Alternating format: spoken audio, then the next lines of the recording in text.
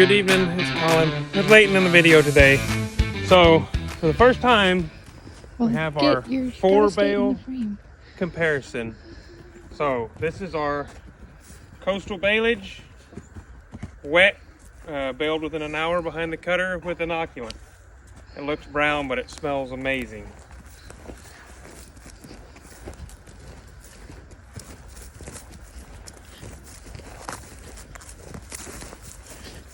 Just our typical coastal, actually baled from the same field that came from. Still got a good green color to it.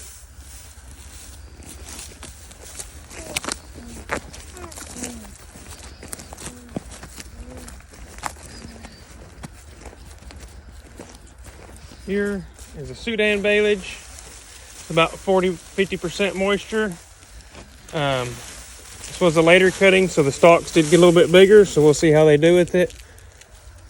But this, if you actually put a stalk in your mouth and chew on it and suck some of the juices out, this stuff actually tastes sweet.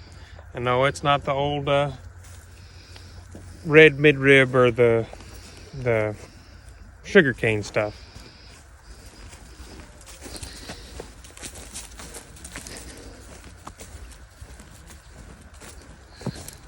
And this is just typical regular Sudan bale. So we have dry hay versus silage. We've got a bunch of hungry cows in the pen. They're just in this dry lot here. They don't have anything else to eat. So this is going to be the test to see which they prefer. Ready.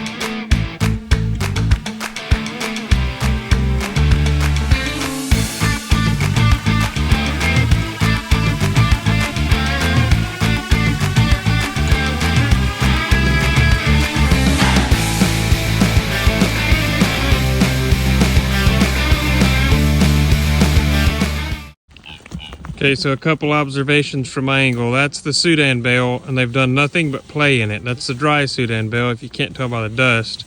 You go over here, that's the silage bale. They are not playing with it. So after a little bit of time down there at the end, we got the dry Sudan bale. It has 3 on it. The Sudan silage has 2. The coastal bale, the dry coastal bale, looks like there's about 6 on it. And then the coastal silage has 7 plus the calf. So we'll see what all this looks like in the morning. Old lady 59 say good morning. It's a cold one out here, but here we are 3 days in, and I would say that the test is complete. As we saw before, the coastal silage was eaten down the most. I would say there's probably the least amount of waste from the coastal dry hay. Then we get over here to the Sudan, and we have Sudan silage here and Sudan dry hay, which now looks like it might be wet hay thanks to the freeze, but we'll see. I think they wasted less of the Sudan silage than they did of the dry hay. So, a couple different things here. Good morning from the dry lot again. So here is 14 hours later from yesterday. There is the coastal silage bale. There is one of our ugliest cows. She's going to the auction. Coastal, dry coastal bale. Definitely a lot left. Sudan silage bale. I'd say it probably has the second most eaten out of it. And then the dry Sudan bale. So you look at all of them. I would say that silage bale down there on the end is the one that got hit the hardest. And that bale weighed about 1,800 pounds. Granted, that's moisture in there, but it probably had more dry matter in it than all of these other bales did. So they definitely hammered that one. Well, good morning again, folks. Here we are at the dry lot. And I would say we have a pretty solid winter. So we put these bales out Thursday evening at around 6 p.m.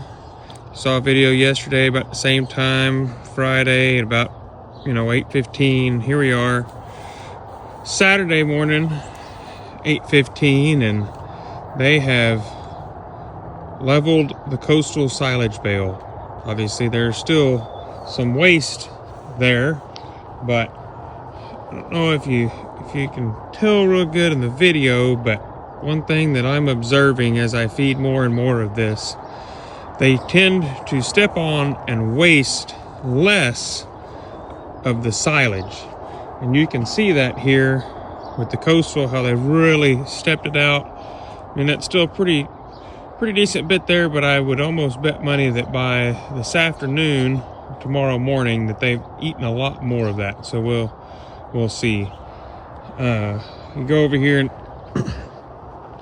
look at the Sudan silage versus the dry Sudan, and we see the same thing. And I fed these without rings for this purpose, because rings just help this even more. But you can see how big of a circle that they've made with that one.